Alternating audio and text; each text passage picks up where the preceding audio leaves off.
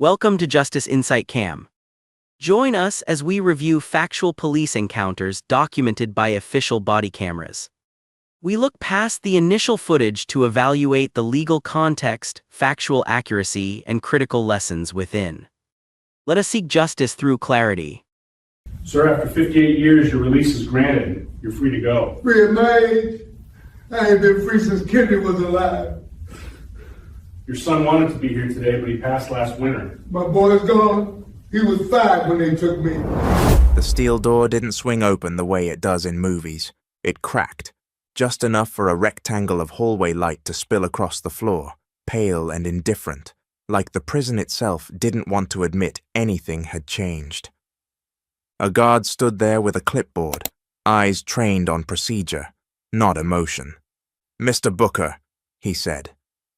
Elias Booker pushed himself up from the thin mattress that had shaped his spine for more years than most people keep a marriage. His hands, large, weathered, scarred in places from work details and time, settled at his sides like they weren't sure where they belonged anymore. The guard cleared his throat. "Sir, after 58 years, your release is granted. You're free to go." The words floated there, unreal. Elias blinked once. "Free at my age?" he rasped. "I ain't been free since Kennedy was alive."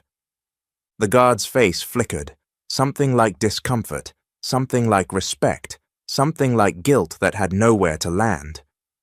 He glanced down at the clipboard again. "Your son wanted to be here today," he said, "but he passed last winter." For a moment, Elias didn't understand the sentence. Passed. Like a car on the highway, like a test, like time. "My boy's gone?" Elias whispered. His throat tightened as if the prison had reached inside and grabbed him by the voice. "He was 5 when they took me." That was the moment the release stopped being a victory. That was the moment it turned into something sharper. Because the state could open a gate, it could sign a piece of paper, it could even write a check. But it couldn't give Elias Booker back the 58 years it had swallowed, one sunrise at a time, while his child grew up without him. And it couldn't undo what it took from a little boy who spent his whole life waiting for a father who never came home. This is the story of how one wrong accusation in the early 1960s turned into a lifetime sentence, how a case built on shaky testimony and quiet misconduct held up for nearly 6 decades, and how, when the truth finally clawed its way into daylight, the state paid $9.2 million to make the problem disappear. But money doesn't erase time, and time is what this story is really about. Before Elias Booker was a number stitched onto denim, he was a kid with city dirt on his shoes and ambition hidden behind the kind of caution you learn early when you're black and poor in America. He grew up on the edge of a neighborhood that was constantly being cleaned up by people who didn't live in it. On his block, the world sounded like radios in open windows, kids running on cracked sidewalks, and the distant hum of a highway that promised escape but never quite delivered it. His mother worked 2 jobs and still came home exhausted enough to fall asleep, sitting upright at the kitchen table. His father, when he was around, was a man made of hands, big hands, hard hands, hands that could fix an engine but couldn't always fix a family. Elias learned early that the city didn't hand out softness, so he built his own. He learned to laugh anyway. He learned to keep his head down when police cruisers slowed. He learned the simple math of survival. Don't give them a reason. And yet, the cruel joke of his life would be this: he didn't need to give them a reason. They would find one. By the time he was 19, Elias had a young wife named Lorraine and a son named Marcus, who treated his father's shoulders like they were a jungle gym. Marcus was 5, bright-eyed, loud in the way only little boys can be, always asking questions that made adults smile and sigh at the same time. "Why the sky so big? Why you gotta go to work? Why my shoes don't fit no more?" Elias answered the best he could, and on the evening that changed everything, He left the house thinking he'd be back before Marcus fell asleep. He never made it home. The crime that would swallow Elias Booker happened fast. Too fast for the story that later formed around it. A small corner grocery store, a cash register, a struggle, a man dead on the tile floor. In the official record, the victim became a name on paper. The event became a case number. The neighborhood became a high crime area. But on the street, it was grief. It was fear. It was a siren slicing through night. And it was pressure, instant pressure, for the police to deliver an answer. In places like Elias's neighborhood, that pressure doesn't always land on truth. It lands on whoever is easiest to grab. A witness claimed she saw a young black man running. A sketch was drawn that looked like 1,000 other sketches. A rumor spread, and by the next afternoon, detectives had Elias in an interview room. No lawyer, no parent, no understanding of how quickly a conversation can become a confession when you're alone with men who already decided you did it. They asked questions at first, then they asked them louder, then they stopped asking and started telling. "We know you were there. We know it was you. Help yourself, son." Elias kept saying the same thing. "I didn't do it." But "I didn't do it" isn't a magic spell. It doesn't make an officer stop. It doesn't make a prosecutor hesitate. It doesn't put you back on your porch with your son tugging your sleeve. Instead, it becomes the first line in a story they will later call resistance. And resistance, in the hands of the system, is often treated like guilt.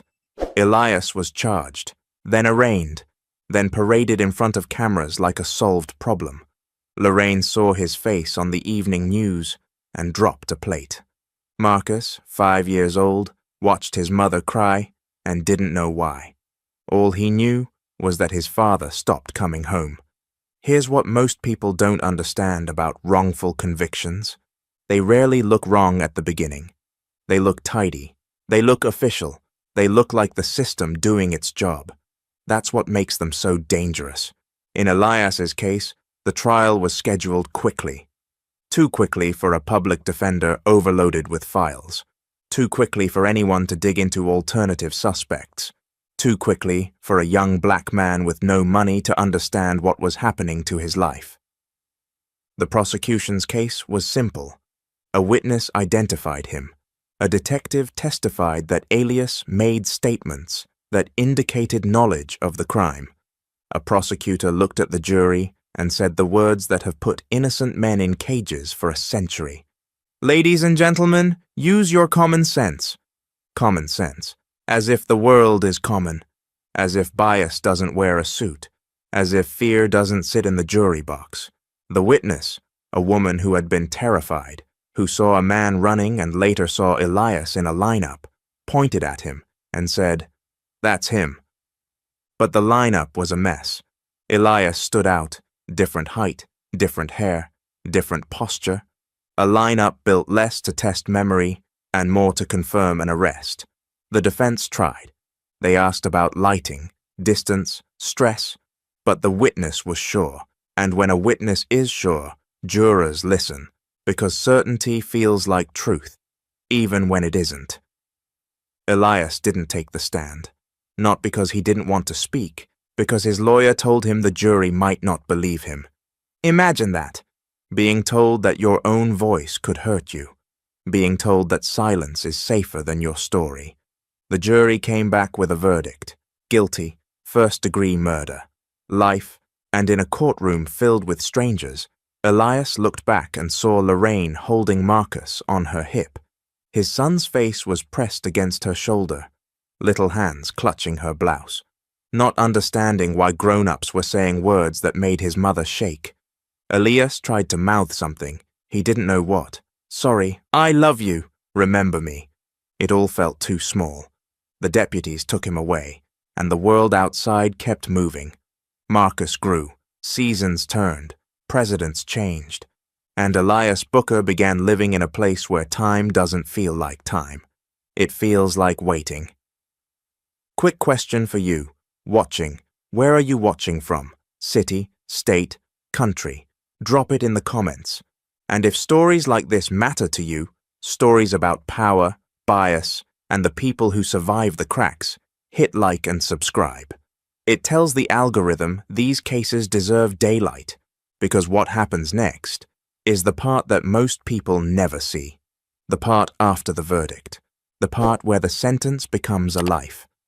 Prison doesn't steal your days all at once, it steals them in inches, in routines, in gates and counts and meal lines, in the way the air smells like disinfectant and sweat, in the way your name turns into a number so gradually that one day you realize the number answers faster than your own voice.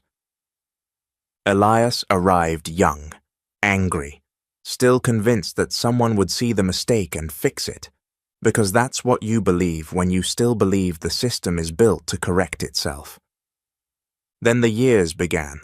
The first decade was survival, learning who to avoid, learning when to speak, learning the brutal economy of respect behind bars.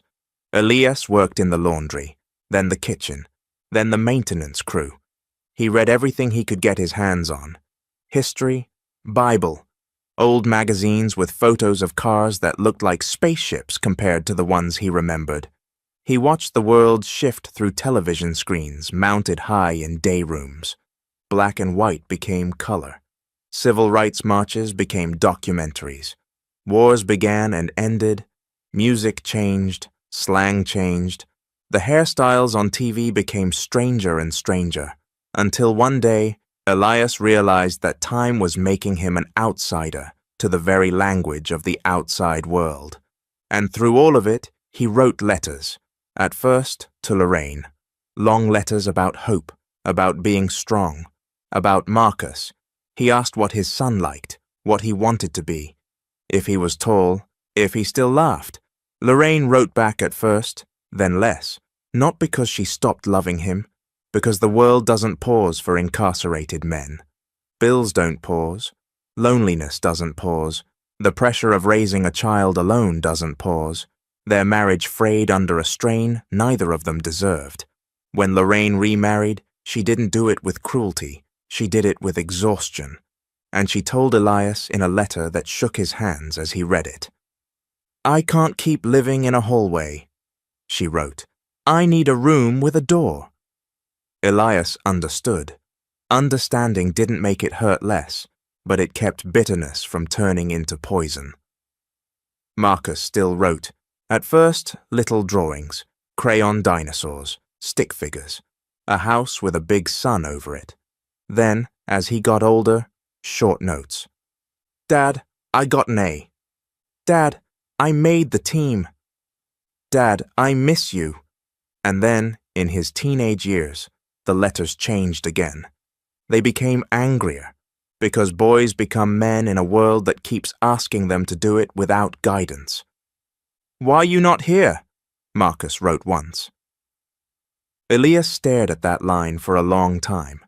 How do you explain to a teenager that you are caged, not because you did something, but because someone decided you did? How do you ask for patience from a child whose childhood is being drained by the same injustice? Elias wrote back anyway. "I'm still your father," he wrote, "and I'm still fighting." That was the truth. He was fighting. But he was fighting with the tools available to a man inside a cage. Law library, petitions, appeals, requests, all denied, all dismissed, all stamped with the same cold message, final. And over time, final starts to feel like a sentence all its own. There were moments when Elias almost broke.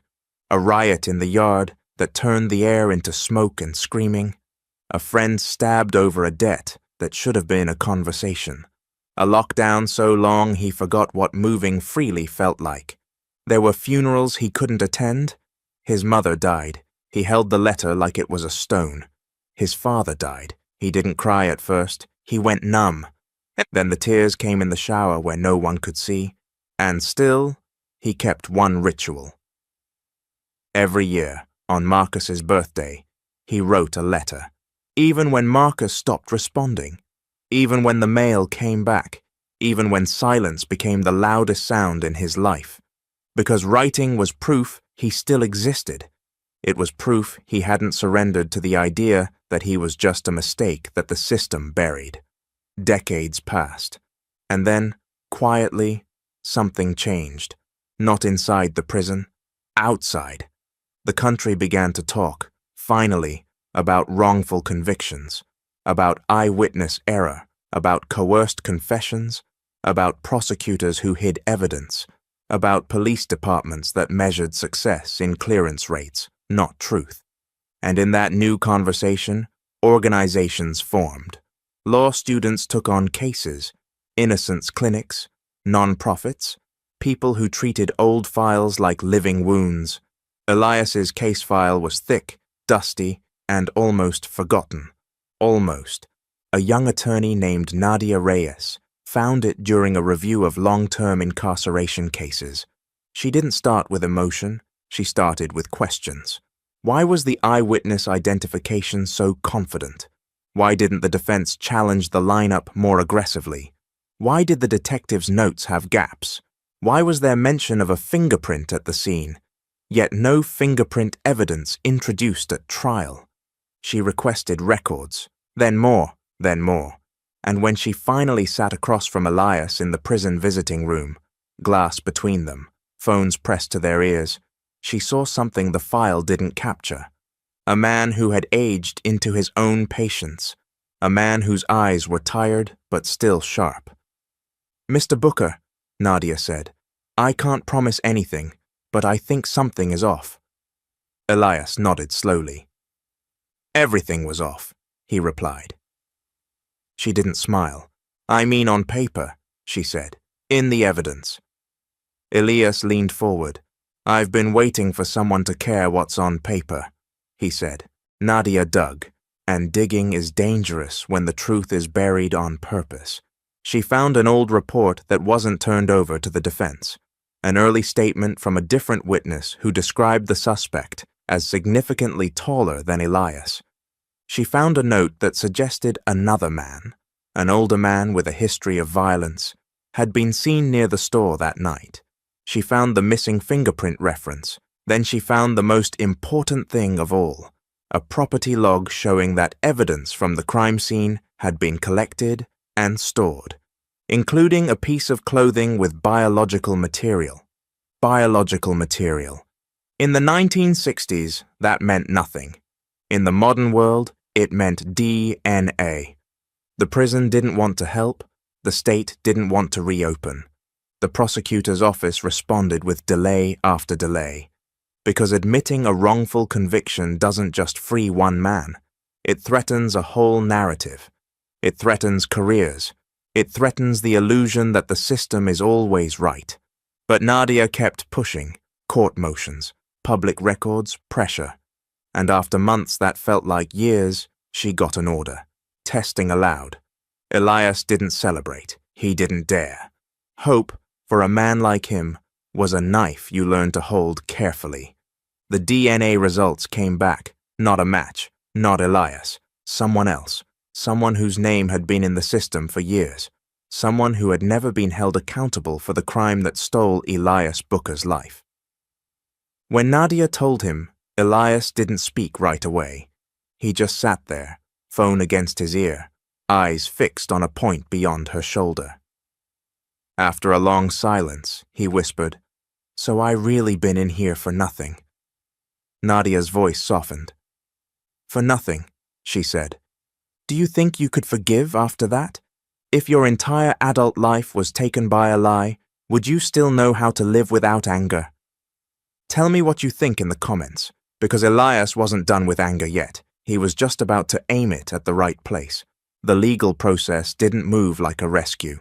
It moved like a negotiation with a machine that hates admitting mistakes. A motion to vacate, a hearing, arguments. The state tried to defend the conviction anyway. They questioned the DNA. They questioned procedures.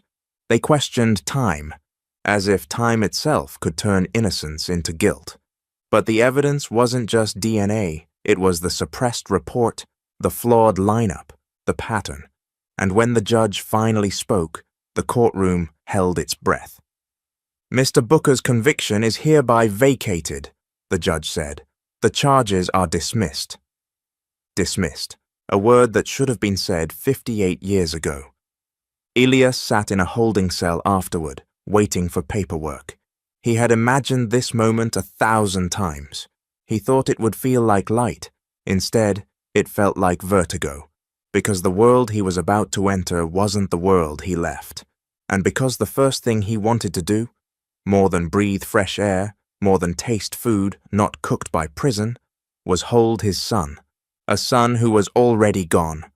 Which brings us back to the door, to the guard, to the clipboard, to the sentence that changed everything. "Sir, after 58 years, your release is granted. You're free to go." Elias stepped through the gate with a small plastic bag of possessions. Letters, a worn Bible, a few photos, a pair of glasses. Outside, the air was cold, not prison cold, real cold, wind on skin. The sun, bright in a way fluorescent lights can never mimic. A few reporters waited behind a line, a couple of advocates, Nadia, and a woman holding a folded program in her hands, like it was fragile. Lorraine, older now, hair grey, eyes heavier. But when she saw him, the years didn't disappear. They simply paused. She stepped forward. Elias didn't run. His body didn't know how. He walked like a man learning the ground. They stood in front of each other, and all the words that could have existed over 58 years collapsed into nothing. Lorraine's voice came out thin. "I'm sorry," she whispered. Elias swallowed. "Ain't your fault," he said. Then, because life has a cruel sense of timing, the guard delivered the other sentence. "Your son wanted to be here today, but he passed last winter." Elias felt his knees soften. "My boy's gone?" Lorraine nodded, tears rising. "He held on as long as he could," she said. "He used to say, he just wanted you to see him grown." Elias's mouth opened, but no sound came. A man can survive prison, but grief like that is a different kind of sentence. "He was 5 when they took me," Elias whispered again, as if saying it twice could force the universe to correct itself. Lorraine reached for his hand. He let her, and in that moment, Elias Booker realized the true cost of wrongful imprisonment isn't just years. It's milestones, birthdays, graduations, first heartbreak, first job, fatherhood, funerals, all the places your love should have lived. The next weeks were a blur. Re-entry is a word people say like it's a program, like it's a checklist, like a man can step out after 58 years and simply adjust. Elias didn't know how to use a smartphone. He didn't understand debit cards. He stared at cars in parking lots like they were from another planet. He flinched at automatic doors. He woke up at 4 a.m. for count that didn't exist. He ate too fast. He sat with his back to walls.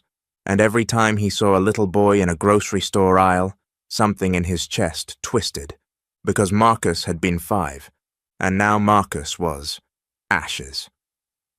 There was a funeral service Elias attended, not for a body, there had already been one, but for closure. A church hall, family members he didn't recognize, a granddaughter, grown, who looked at him with eyes that carried both curiosity and inherited grief. She stood in front of him and said, "I'm Tiana. I'm your son's daughter." Elias's hands trembled. "I didn't know," he managed. Tiana nodded. "He didn't talk about it much," she said, "but he kept every letter you sent. Every one." She pulled a small bundle of envelopes from her bag, yellowed paper, prison stamps, time sealed inside glue. Elias touched them like they might disappear. "I was there," he whispered. Tiana's eyes filled. "You were," she said, "just not the way you deserved." While Elias tried to learn the outside world, lawyers were still fighting the inside. Because even after exoneration, the state has choices. It can apologize, it can compensate, or it can deny, delay, and defend itself like the truth is an enemy. Elias filed a civil rights lawsuit, wrongful conviction, malicious prosecution, failure to disclose evidence, the kind of case that forces institutions to answer questions they've spent decades avoiding. Depositions happened. Old detectives, retired, older, softer around the edges, were asked about notes they barely remembered. Prosecutors' files were examined. Emails didn't exist back then, but memos did, and in those memos were the quiet choices, the missing witness statement, the evidence log, the ignored alternate suspect, the kind of misconduct that rarely comes with someone announcing, "I am doing something wrong." It comes with convenience, with shortcuts, with pressure, with bias so normalized it feels like procedure. The state understood the risk. If the case went to trial, a jury would hear about 58 years. They would see a photograph of a 19-year-old boy and then look at the elderly man sitting at counsel table. They would hear about a son who died waiting. And juries, when they see time stolen that cleanly, sometimes punish hard. So the state did what institutions often do when they're cornered. It negotiated, mediation, offers, counter-offers, language, no admission, confidentiality clauses, and then the number, $9.2 million. It wasn't framed as an apology, it was framed as a settlement, a way to close a file, but money speaks its own truth. $9.2 million says this wasn't a misunderstanding. It says someone, somewhere, knew a jury would be furious. It says the state wanted the story to end quietly. Elias signed, not because the number felt like justice, because nothing can feel like justice after 58 years. He signed because he needed stability, he needed medical care, he needed a home, he needed therapy he never asked for, but clearly carried. And because he understood something else. If he didn't take care of the life he had left, the state would steal that too, just in a different way. People asked him the obvious question. Are you angry? Elias would pause, because anger is simple. It's the easiest emotion to reach for when the world has been cruel. What Elias felt was more complicated. He was angry, yes, but he was also hollow in places. He was also grateful to breathe. He was also furious at how late truth can arrive. He was also tired. And sometimes, late at night, he was afraid. Afraid to love what time had left. Afraid to trust freedom. Afraid that the universe could still pull the rug. He started speaking at events, not as a celebrity, as a warning. He'd stand in front of a room and say, "I'm not a miracle story, I'm a math problem." He would tell them what 58 years looks like, how your hands change, how your knees change, how your voice changes, how the world changes so much that your memories feel like artifacts. He'd talk about the witness, not with hatred, with sadness. People remember wrong, he'd say, and the system treats memory like gospel. He'd talk about the detectives. Their job wasn't truth, he'd say, their job was a name. He'd talk about the prosecutor, and their job was to win. Then he'd say the line that always made the room go quiet. My son died waiting for me. And when he said it, you could feel everyone in the room understand something they'd never had to calculate. Wrongful conviction isn't just a legal error, it's a generational wound. If you were Elias, would you want the state to apologize publicly? Or would you want reforms that stop the next case? Because Elias didn't chase one perfect ending. He chased impact. The settlement money helped him survive. But the bigger fight was about what the case exposed. Evidence disclosure rules, lineup procedures, recording interrogations, independent review boards, and compensation laws that don't force innocent people to beg for scraps after a lifetime stolen. Some changes came. Not enough, never enough, but enough that Elias could look at the camera during an interview and say, If they had to record what they did to me, I might have been home in a year, not 60. In the end, what does freedom mean after 58 years? It's not just walking outside. It's learning how to choose. Choosing what to eat.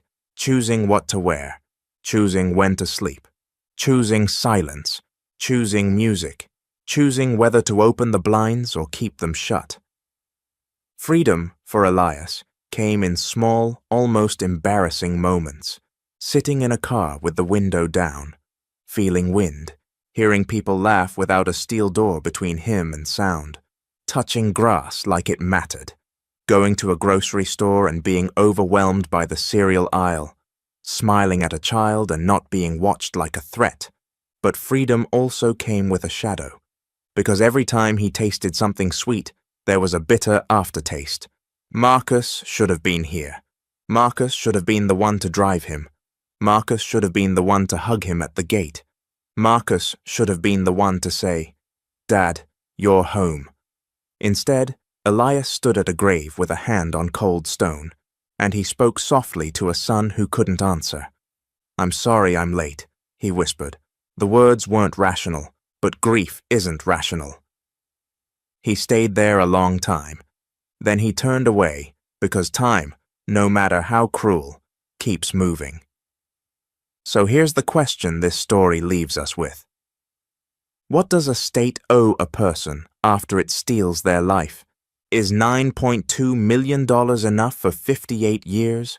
For missing your mother's last breath? For missing your father's funeral? For missing every birthday of your child?